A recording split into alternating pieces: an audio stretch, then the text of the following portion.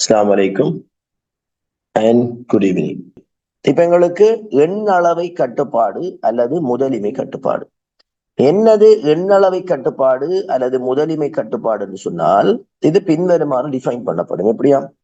ஒரு உள்பொருள் ஆனது ஒரு உள்பொருளில் உள்ள ஒரு உள்பொருள் மாதிரியானது அதனுடன் தொடர்பை பேணுகின்ற உள்பொருள் உள்பொருள் மாதிரி அல்லது மாதிரிகளுடன் பேணக்கூடிய அதிகூடிய தொடர்புகளின் எண்ணிக்கைய நாங்க சொல்லுவோம் முதலிமை என்று நாங்கள் சொல்லுவோம். இல்லையா? ஒரு உள்பொருளின் ஒரு உள்பொருள் மாதிரியானது அதனுடன் தொடர்பை பேணுகின்ற உள்பொருளின் உள்பொருள் மாதிரி அல்லது மாதிரிகளுடன் பேணுகின்ற அதிகூடிய தொடர்புகளின் எண்ணிக்கைய நாங்க என்னென்று சொல்லுவோம் உள்பொருள் எண்ணளவை கட்டுப்பாடு அல்லது முதலிமை கட்டுப்பாடுன்னு சொல்லுவோம். இது 3 வகையாக நாங்கள் பார்க்கலாம். ஒன்று என்ன? 1 to 1 அப்படின்னா ஒரு உள்பொருளின் ஒரு உள்பொருள் மாதிரியானது அதனுடன் தொடர்பை பேணுகின்ற உள்பொருளின் உள்பொருள் மாதிரியுடன் பேணுகின்ற அதிகூடிய தொடர்பு ஒன்று, அவரை நாங்கள் சொல்லுவோம் 1 to 1. அதுபோல 1 to many என்று சொன்னால் ஒரு உள்பொருளின் உள்பொருள் மாதிரியானது அதனுடன் தொடர்பை பேணுகின்ற உள்பொருளின் பல உள்பொருள் மாதிரிகளுடன் தொடர்பை பேணுமாக இருந்தால் அவரை சொல்லுவோம் 1 to many. அதுபோல many to manyயையும் நாங்கள் பார்க்கலாம். இவரை நாங்கள் சொல்லுவோம் என்று கேட்டால் எண்ணளவை கட்டுப்பாடு அல்லது முதலிமை கட்டுப்பாடு நாங்கள் சொல்லலாம். அடுத்த நாங்கள் பார்க்க போகின்றோம் என்று கேட்டால் இந்த உறவு முறை வகைகளின் தரம்.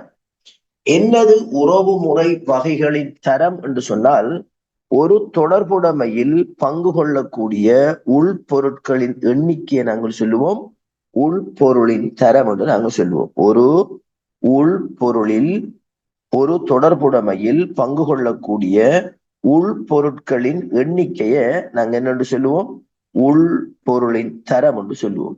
இது 3ஆக வகைப்படுத்தப்படும். ஒன்று என்னையா? எங்களுக்கு ஒற்றை தொடர்புடைமை. நாங்கள் என்னது ஒற்றை தொடர்புடைமை என்றால் என்னன்னு நாங்கள் பார்க்க போகின்றோம். ஒற்றை தொடர்புடைமை என்று சொன்னால் ஒரு தொடர்புடைமையில், உதாரணம் சூப்பர்வைஸ் என்று சொல்லப்படுகின்ற தொடர்புடைமையில் பங்கு கொள்ளக்கூடிய உள்பொருட்களின் எண்ணிக்கை ஒன்று. என்ன?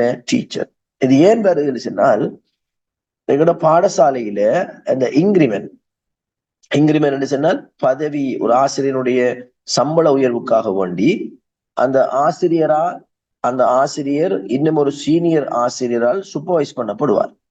அந்த சீனியர் ஆசிரியர் இந்த ஆசிரியருடைய கற்பித்தல் மற்றும் கற்பித்தல் வளங்கள் எல்லாம் இவர் கொண்டு வந்திருக்கின்றார் என்பதை உறுதிப்படுத்துகின்ற ஒரு செயற்பாட்டை அந்த சூப்பர்வைசர் மேற்கொள்ளக்கூடியதாக இருக்கு.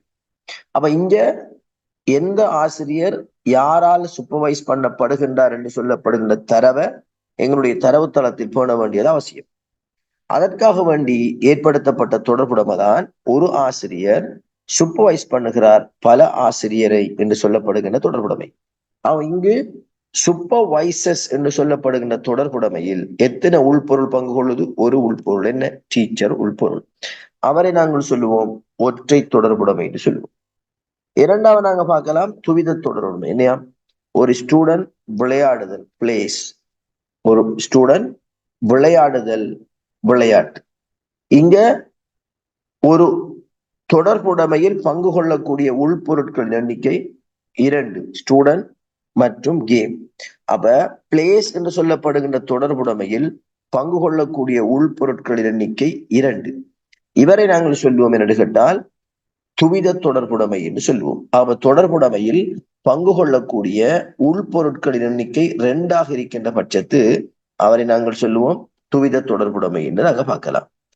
மும்மை தொடர்புடைமை என்று சொன்னால் ஒரு தொடர்புடைமையில் என்னையாம்? இது சப்ளைஸ் என்று எங்களுக்கு வரும். மும்மை தொடர்புடைமை என்று சொன்னால் ஒரு தொடர்புடைமையில் என்ன? சப்ளைஸ் என்று சொல்லப்படுகின்ற தொடர்புடைமையில் பங்கு கொள்ளக்கூடிய, நாங்கள் மும்மை தொடர்புடைமை எடுத்துக்கொண்டால் மும்மை தொடர்புடைமை எங்களுக்கு பின்வருமாறு காட்டப்படும். எப்படியா? ஒரு தொடர்புடைமையில் பங்கு கொள்ளக்கூடிய உள்பொருட்களின் எண்ணிக்கை. இப்ப சப்ளைஸ் என்று சொல்லப்படுகின்ற தொடர்புடைமையில் சப்ளையர், பார்ட், ப்ரொஜெக்ட் என்று சொல்லப்படுகின்ற 3 உள்பொருட்கள் சம்பந்தப்படுகின்றது.